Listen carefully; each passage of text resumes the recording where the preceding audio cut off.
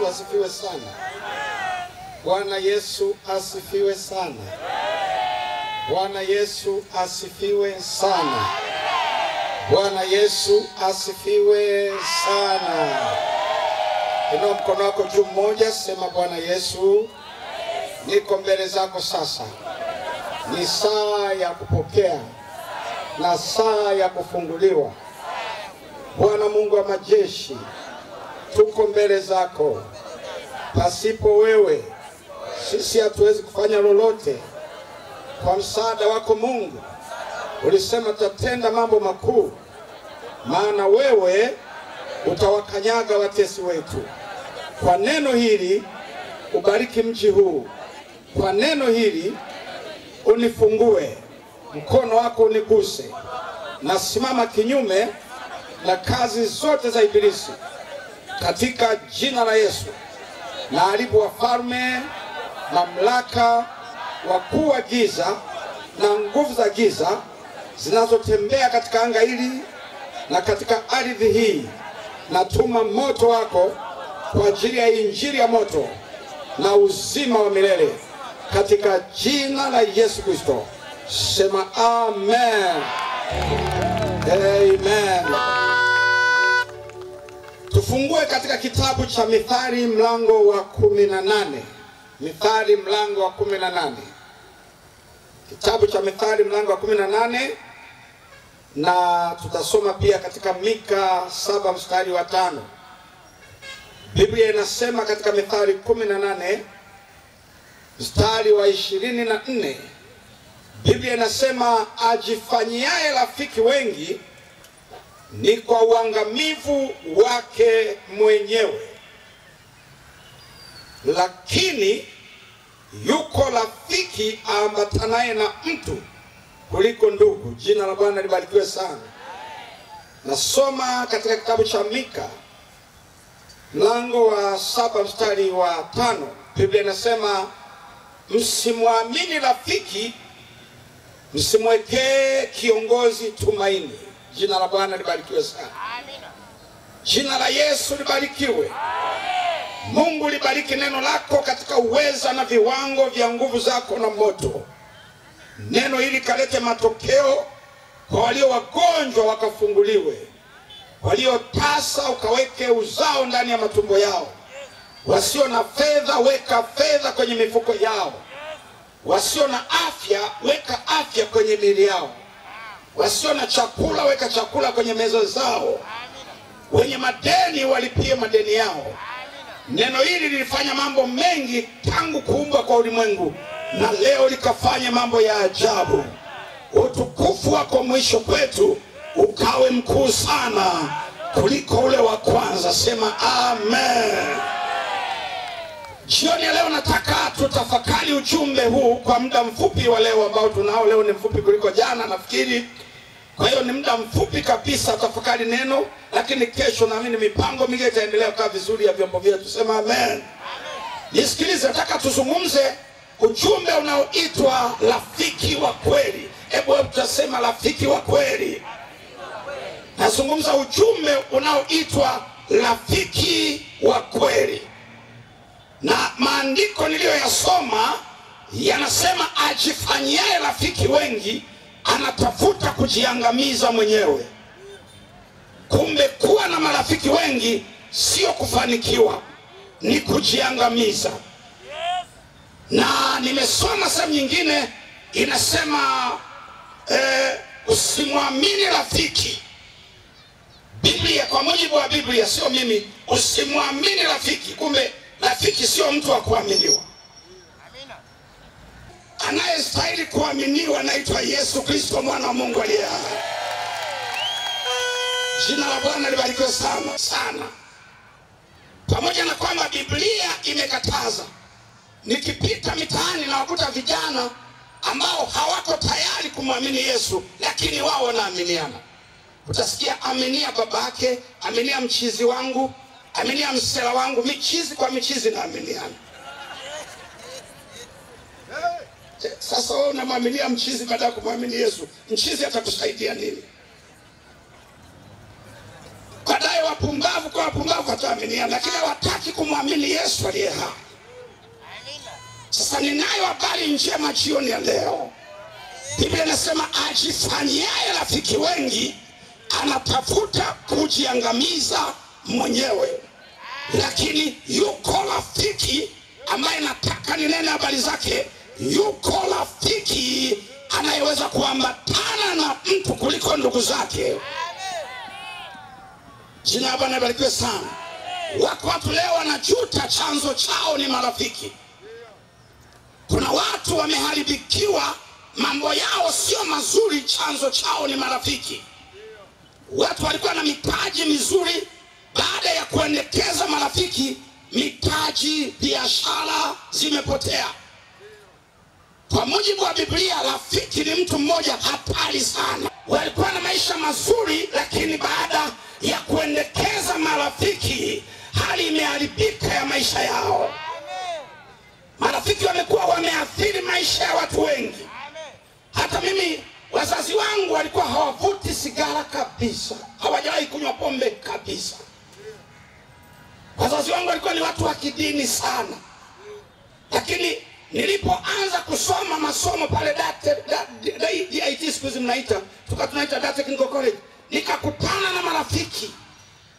Na mimi moyo wangu ulikuwa unapenda rafiki kuliko chochote. Nikiwa kijana, nikiwa mtoto, nilikuwa napenda sana marafiki. Sasa makundi niliyokuwa nayapenda ambayo nilikuta nimeangukia, yakasema ukiwa rafiki yetu lazima ukubali kufanya mambo tunayoyafanya. Bila hivyo toka kwenye hili kundi, usiweko. Mambo yote tunayoyafanya mabaya, dhambi zote ukae. Niliwaambia siwezi, kwa sababu familia yetu huwa haiko hivyo. Lakini jambo moja tu, baadaye wakasema basi hata ukishindwa sana, jaribu tu kidogo, angalau hata sigara uvute. Nikasema nikivuta huwa napaliwa. Wakasema tutakufundisha, utaanza kutumia fulani ambayo ukivuta hapa panakuwa baridi sana, wala hutapaliwa. Kwa nikaanza, wakaniletea sigara ambayo nikivuta nasikia baridi, sikupaliwa. Nikavuta, sikusikia baridi na sikupaliwa. Baadaye ikaanza kuleta kiu kubwa, kiu ikawa haiondoki. Wakaanza kunitafutia nyingine ili ijaribu kupunguza kiu, nyingine mpaka nikaja kuanza kuingia kwenye bangi bila kutegemea. Ile ushuhuda nilishuhudia kidogo jana kifupi, chanzo chake ni marafiki. Bila marafiki nisingefika huko kote, nisingefika. Kuna watu walikuwa na afya nzuri, baada ya kuendekeza marafiki wakawavulia nguo, leo wameathirika na ukimwi, hali zao ni mbaya, lakini chanzo ni marafiki. Halafu wanajuta. Unajua, afya kuiharibu ni rahisi sana, lakini kuirudisha mahali pake sio kazi nyepesi. Kwa hiyo watu wanalia, wakati mwingine watu wasema juto ni mjukuu. Kuna watu walikuwa wana akili nzuri sana darasani, wanafanya vizuri mambo yao, wanafanya vizuri sana, lakini baada ya kuendekeza marafiki wakawatia mimba. Badala ya kusoma, leo wanalea vitoto uswahilini mitaani. Ndio mwanzo wa mimba za utotoni. Hata mimi katika taifa lazima nichangie kupambana na mimba za utotoni katika jina la Yesu aliye hai. Na mimi ndio mchango wangu kwa taifa letu, niko sambamba nao, siko kinyume kabisa. Nachukia mimba za utotoni. Na wengine unasikia ametiwa mimba, nimesikia juzi ametiwa mimba na mwalimu. Tiwa mimba na mwalimu wake anayemfundisha. Anaenda mwalimu mpaka anamnunulia gari, mwanafunzi anakuwa na gari, asiye na namna yote. Nimesikitika sana kusikia hizo habari. Halafu mpaka anawaza huyu mwalimu anayeshughulika na mtoto wa shule, wakati kuna mijamaa mingine huko mijitu mizima, kwa nini ushughulike na mtoto wa shule? Kinachokugusa ni nini? Unachotamani kwa mtoto ni nini wa shule? Kama unatamani ni uniform, basi mshonee mke wako uniform. Mshonee mke wako uniform. Kama unatamani mtoto wa primary, mshonee mke wako siku zote uniform ya primary. Kama unatamani mtoto wa sekondari, mshonee mke wako uniform ya sekondari. Mwekee na mkanda, mwekee na kabegi mgongoni, ili usitamani watoto wetu. Watoto wetu wawe salama. Wako watu walikuwa na ndoa nzuri sana, nzuri, ndoa zilizotulia, lakini baada ya kuendekeza marafiki, ndoa zimesambaratika. Mpaka wachungaji tunapata shida, mahakama zinapata shida, madawati ya jinsia vitu gani wanapata shida. Kuna shida maeneo mengi ya polisi na wapi, kuna shida. Chanzo ndoa. Mtu anashindwa kuheshimu mume, anashindwa kuheshimu mke, anaheshimu rafiki,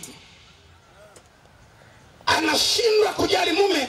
Duniani ninavyofahamu, hakuna mtu wa muhimu kama mume, wewe uliye na ndoa, na hakuna mtu wa muhimu kama mke wako dunia hii tunayoishi. Yaani hakuna wa muhimu kama huyo. Mke wako ni wa muhimu kuliko baba yako na mama yako. Ni wa muhimu. Acha hiyo Uswahilini utasikia sijui chosti, sijui chosti. Tupa hizo takataka, achana nazo. Wa muhimu sana mke kuliko baba, kuliko mama.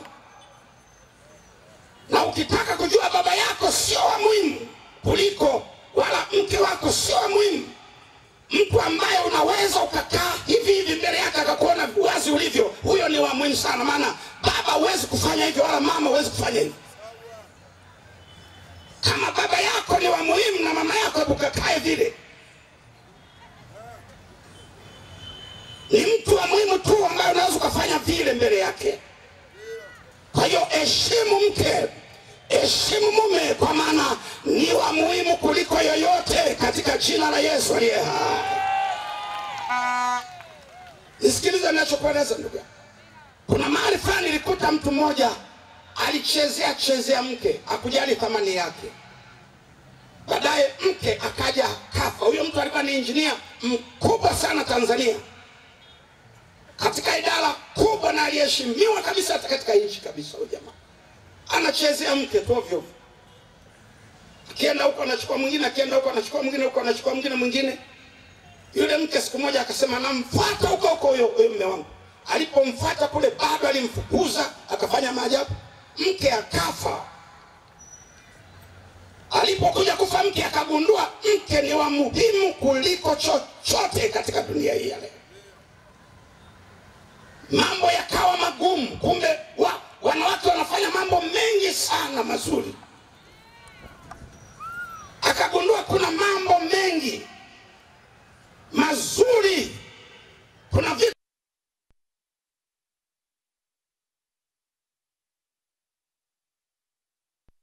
Kumbe watoto kushughulika hiki, kufanya hivi, wana mambo mengi sana kuliko kawaida, kuliko maelezo. Ni rahisi tu kudharau, ni rahisi kupuuza. Alipogundua hiyo hali imetokea, alijisikia vibaya, alichanganyikiwa, akili itaka kumruka. Kumbe hakuna kitu kinachofanyika vizuri. Alikuja nyumbani, akasema naomba unisaidie kwa gharama yoyote. Kama inawezekana huyo mama kufufuka, nisaidieni, mniombee huyo mama afufuke arudi. Kujua huyo injinia alikuwa amechanganyikiwa sana. Sehemu nyingine nilikwenda nikakuta mtu anachezea mke, mambo yalipoharibika, baadaye yule mke akaenda kwa wazazi wake, akarudi akasema, nisaidie, mimi ndiye niliyekosea, mke wangu arudi. Chukua na namba hizi. Nilipopiga akasema, hata marehemu wote wafufuke, huyo mwanaume simrudii tena, sina haja naye tena. Yuko mama pia alikuwa anachezea mume wake. akachezea. Baadaye mume akaondoka, akaenda zake. Mama, mambo yakaharibika, hali ikawa ni mbaya, mambo yakawa mabaya, magumu, mazito. Nikafika nchi fulani, nikakuta yule mama amechanganyikiwa kabisa, akili nataka kuruka. Kisa ni asema, naomba uniombee mume wangu anirudie. Alizungumza maneno magumu ambayo siwezi kuyasema hapa, kuliko kumrudia yule mke wake ambaye amefanya viloja pale kwake. Kwa hiyo sikiza nikueleze, nazungumza hatari ya rafiki. Marafiki wameathiri mambo mengi katika maisha ya watu. Watu wengi wameathirika, na dunia hii haina rafiki wa kweli hata siku moja. Wako marafiki, ni marafiki kwa sababu una cheo. Ukiwa na cheo hutakosa marafiki. 10 wanatoka getini, 30 wanaingia, 20 wanatoka, 40 wanaingia. Ngoja unyang'anywe cheo au itokee namna fulani, waulize waliokuwa na vyeo leo hawana, kama yuko naye watembelee. Kamtembelee ukachukua nini wakati cheo wana? Na wako marafiki wengine kwa sababu tu ya heshima yako fulani, kwa sababu labda una namna fulani. Marafiki wengine ni wa mwisho wa mwezi. Mwisho wa mwezi ukifika, utakuta wanakutembelea. Hebu anza kuangalia rekodi ya watu wanaokutembelea. Sehemu kubwa ni mwisho wa mwezi. Wakija mwisho wa mwezi, meno yote yako nje. Mwisho wa mwezi ukipita, waoni hawa. Alafu kimuuliza utakuja lini tena, nakwambia tarehe kama hii. Kwani lazima iwe hiyo? Tarehe ziko nyingi tu, kwani lazima iwe tarehe hiyo? Siwezi ukachagua hata nyingine. Na wako wengine ni marafiki kwa sababu wewe ni mzuri. Wakijua tu wewe ni mzuri. Wazuri wako wanaume na wanawake, sio tu wanawake na namna gani. Hata Daudi alikuwa mzuri, Biblia inasema. Sauli alikuwa mzuri, Yusufu alikuwa mzuri, na wengine. Lakini nizungumze upande wako. Ukigundua huyu mtu ni mzuri, kila mmoja atajifanya rafiki yako. Mwingine anakuita kama mbwa, kama paka, usikubali kuitika. Mwingine utasikia na shindo, utasikia na kumaindi. Hata ajui Kiingereza, kumaindi maana yake nini? Ngo I love you. Ngo utasikia nakupenda, hata usingizi silali. Hilo sela ukilikuta usiku limelala na mibuti limelala na mate yanadondoka huko, udenda unatoka. Unaweza ukambeba ukaenda naye, ukasafiri naye, akaenda mbali. Lakini akija anakudanganya. Hakuna naye kupenda dunia hii kama Yesu Kristo, mwana wa Mungu aliye hai, aliyeutoa uhai wake pale msalabani kwa ajili yako. Alafu anasema, njoni kwangu ninyi nyote mnaosumbuka na wenye kulemewa na mizigo mizito, nami nitawapumzisha. Sema amen. Marafiki wa dunia wanasema mgeni aje, mwenyeji apone. Yeye anasema, njoni kwangu mnaosumbuka, njoni kwangu mnaoteseka, njoni mlioonewa, njoni wenye kansa, njoni wenye vifafa, njoni wenye sikosel, njoni mlioonewa na ulevi mpaka mnauza kila kitu katika maisha yenu. Njoni mnaoteseka, liko pumziko kwa Yesu Kristo. Jina la Bwana libarikiwe sana. Duniani hakuna rafiki wa kweli. Kwa maana nasema usimwamini rafiki, wala usiweke tumaini kwa ndugu. Hata ndugu wanaweza kukuacha. Nimeona watu wengi sana wameachwa na ndugu. Ukitaka kujua ndugu wa dunia hii, wanaweza kukutelekeza, uugue mpaka unaanza kuvaa nepi. Unaugua na unavaa nepi. Utaona kama watakuja mara ya kwanza hospitali, mara ya pili, mara ya tatu, wataanza kutuma jamaa tu wanako kaonea. Nasikia nendeni mkamwangalie. Nako katachoka. Wanakatuma kanaenda upande kwa sababu wanakamiliki, lakini kashachoka. Kakifika huko kanabeba mzigo kanaenda, lakini kanapotembea njiani kanajilaumu, kasema ni heri Mungu mchukue huyu jamaa kabisa. Ni heri mchukue. Hivi watu walishakuchoka ulivyo na mateso, wanaomba tu uchukuliwe. Sasa Mungu si awachukuege watu kama hawa? Alafu sijawahi kumwona mtu anaomba yeye achukuliwe, ila wanaomba amchukue mwenzake. Ni rahisi kuomba mwenzako achukuliwe, ila yeye sio rahisi. Sijamsikia mtu anaomba yeye achukuliwe. Sasa ni yeye Mungu amchukue huyu mtu anavyoteseka, anavyosumbuka. Kwa hiyo duniani hakuna rafiki wa kweli. Rafiki wa kweli anaitwa Yesu Kristo, mwana wa Mungu aliye hai. Yeye ni rafiki. Anasema sitakuacha wala sitakupungukia, nitakuwa pamoja nanyi siku zote hata utimilifu wa dahari. Yesu hawezi kukutupa. Mimi ni shahidi, Yesu hajatutupa. Yesu ametutoa pabaya, ametupeleka katika sehemu nzuri. Yesu ndiye anayeweza kubadilisha historia ya maisha yako.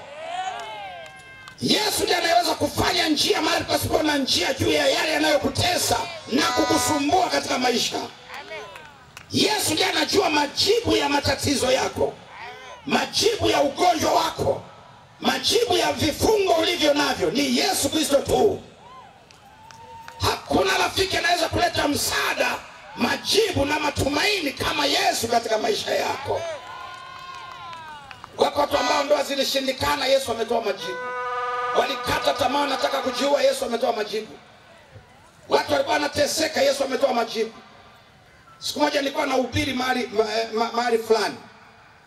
Wakati nahubiri nikashangaa kitu cha ajabu sana. Wakati nahubiri, ghafla nikashangaa kitu cha ajabu sana. Dada mmoja akiwa alikuwa dada mmoja, sio ni dada ni mama, hapa Dar es Salaam, karibu na eneo moja kubwa sana la jeshi. Akadondoka kule mbali. Alipodondoka wakamleta, yani akadondoka nyumbani kule kabisa alikokuwa. Hakutaka kusogea. Hii sauti unaweza ukaponywa popote, hata kama uko kokote unapona tu.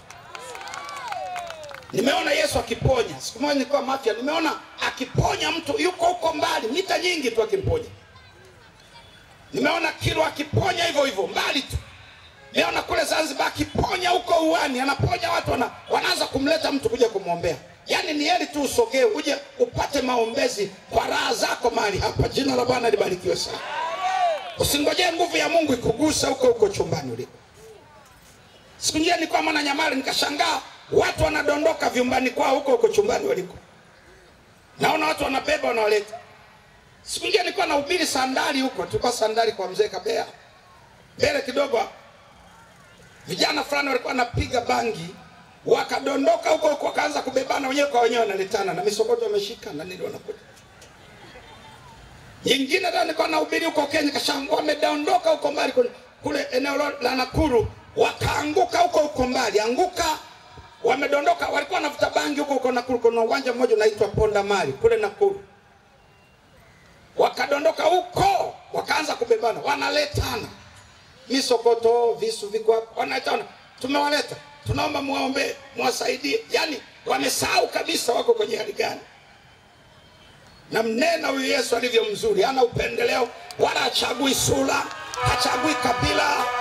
Angalia huyu mtu ana matatizo gani, anavuta, analewa. Yani Yesu anawapenda wote. Mpe makofi ya shangwe na furaha, hapendelei. Yesu hana dini, mpe Yesu makofi ya shangwe na furaha. Yesu wote anawapenda. Hakuna dini anayoipendelea kuliko zote. Hana dini. Yeye ni Mwokozi wa ulimwengu. Mpe makofi makubwa sana. Yani wote walikuwa wanamfuata Yesu kwa gharama zao, kwa vyovyote wanavyotaka. Ndio maana tukiombea hapa hachagui ni dini gani, ni dhehebu gani, anawasaidia wote. Hata kama sisi pia alitusaidia hivyo tu, na leo atakusaidia. Kwa hiyo alipoanguka huko wakamleta. Alipofika hapa kwenye kundi tunapofika, wahudumu tu ile kuweka mikono, mapepo yakamwachia, yakaenda zake. Baadaye watu wanaondoka, wakashangaa yeye anazunguka uwanjani. Mbona wanaondoka, wewe unabaki? Ondoka hapa, panalindwa. Hatutaki kuona mtu baada ya mkutano hapa. Hakuwa na ulinzi mkali, asionekane mtu kwenye eneo la jukwaa wala vyombo. Yule dada hata anang'ang'ana tu. Vipi anasema mimi siwezi kuondoka, siachani na walokole. Nimeteseka sana. Kuna mambo ambayo nimehangaika nje ya nchi, nimehangaika Muhimbili, nimehangaika wapi, sijapata msaada. Lakini nilipokutana na nyinyi walokole nimepona, ni mzima. Nini kinakusumbua wewe? Akili zako. Ilibidi tutoke na wachungaji tuingilie hilo gumzo, tuingilie. Wachungaji walikuweko, viongozi wanaolinda na nani, tukatoka ofisini kusikia kuna kelele gani, mbona watu wanazungumza, huyu vipi, kwa nini anang'ang'ania nini? Asa mimi siondoki, nitakaa hapa hapa. Shida yako nini? Mbona hapa walali watu, hakuna pa kulala hapa, kila mmoja arudi kwake. Sasa nimeteseka sana, nimepata shida, waganga wamekula hela zangu, mateso mengi nimekutana nayo. Lakini baada ya maombi haya, yani najisikia kama niko kwenye mbingu fulani, yani niko salama salimini. Kweli kabisa, Yesu wenu ana nguvu. Jina la Bwana libarikiwe sana. Nini kilikuwa kinakusumbua sasa? Anasema nilikuwa nateswa na majini mahaba. Waganga wameshughulika, wameshindwa. Wachawi wameshughulika, wameshindwa. Wanajimu wameshindwa. Wameshughulika wapi na wapi? Majini mahaba. Kila siku lazima nilale na wanaume 5. Kila siku ya Mungu. Nikikosa naenda kule, ndio anasema ndio sisi tunaosimama kule unakuta tu na kingo kidogo tu cha ndani, niko barabarani. Tukamwambia wewe, hivi hebu lete kitambulisho chake. Tukakuta ana nyota 3 za kijeshi. Na jina lake siwezi kusahau, anaitwa Tatu. Mbona wewe ni msomi? Wewe mbona ni mtu mkubwa? Sema achana naye. Na mapepo hayajali una cheo, una heshima, una pesa, una chochote. Yanaweza kufanyia chochote, yakakuvuruga na kutibua dakika yote. Yani kama una kinga inayoitwa Yesu Kristo, dakika yote, hata ukilala usingizi. Unajua hata ukilala tu, kuna wengine akilala hata mdomo anaacha wazi, yanaingia tu majini, yanaweza kaingia kama una Yesu ndani. Na sura nyingi nazo zitazama ni za watu wanaoacha midomo wazi wakilala, zinaonekana tu. Kwa hiyo ni rahisi kuingia hata kama ukilala ukaacha mdomo wazi, yana kuingia. Hakuna kinga, hakuna Yesu, yana kuchezea. Ndio maana nasikia mara vitu vinatembea, mara hiki kinafanya hivi, mara hiki kinanisumbua hivi, kwa sababu huna Yesu katika maisha yako. Unahitaji Yesu. Hata jana nimezungumza, nimesema huhitaji dini. Dini unayo, uhitaji dini. Unayo dini nzuri, unayo dini kubwa, taratibu zenu ni nzuri, mipango yenu ni mizuri, kila kitu yani kwenu kiko safi. Uhitaji dini wala dhehebu, vyote unavyo. Unahitaji Yesu ambaye ni kinga ya ulimwengu. Bila Yesu huwezi kufanya chochote. Na Biblia inasema Yesu Kristo ni njia, kweli na uzima. Mtu hawezi kufika mbinguni bila Yesu Kristo. Huwezi kufanya chochote bila Yesu, hata ufanyeje. Kwa hiyo tukasema, wewe dada, sasa vipi, tunafanyaje? Sasa mimi ndio mimi nitalala tu hapa. Maana nikilala huko kuna mwanaume yuko wa saa 2, yuko wa saa 4, yuko wa saa ngapi, lazima waje nyumbani. Usione watu wanaishi wanatembea hivi, wana mateso. Usione wengine wamekaanga nywele, wengine wamechemsha, wengine wamepika, wengine wamebanika, wana taabu. Yani katika kujifariji tu, hii kutaka kujipa moyo. Watu wana shida, wana mateso. Ni katika tu kujipa moyo, watu wanateseka. Kuna wengine hapa tukiondoka hawalali nyumbani usiku, hawalali. Wengine wanalala ufunguni masharti. Mwingine ni mtu mmoja mfanya biashara mkubwa, nikamgundua hapa Dar es Salaam sana. Magari, hakuna mwenye magari kama yake. Wakati mwingine alikuwa ndugu yake huyo jamaa mmoja, akasema naomba muombe mjomba wangu, ana shida sana. Vipi? Akasema alipookoka yeye akaponywa mapepo ya mta, muombeni na yeye amtoke, naye awe salama. Unajua yule halali hata kitandani halali. Tukiwa tuna nani pale, akasema angalia, tukakuta maboksi yamepangwa, haya maboksi ya makaratasi, ndio analala. Lakini mali anazo nyingi, ni tajiri, akaunti zake zimejaa, lakini anateseka, ana shida, analala kwenye maboksi. Ni masharti amepewa na waganga na wachawi na wanajimu, hana amani. Biblia inasema hapana amani kwa wabaya, asema Bwana wa majeshi. Hapana amani, yani mateso tu. Kwa tukasema sasa huyu kupona amepona, hatuna cha kufanya na hapa hatulali. Tukatengeneza kikosi cha vijana wa kirokole kama 7, wanaweza kupiga judo, wanapiga ngumi vizuri, wakalinde wale wanaokuja saa 2 saa ngapi, wasisogee. Biblia inasema wengine muokoe kwa moto. Yule hahitaji maombi, maombi ashayapata, anataka ulinzi. Walikwenda kule, akitokea kijana sema oye rudi.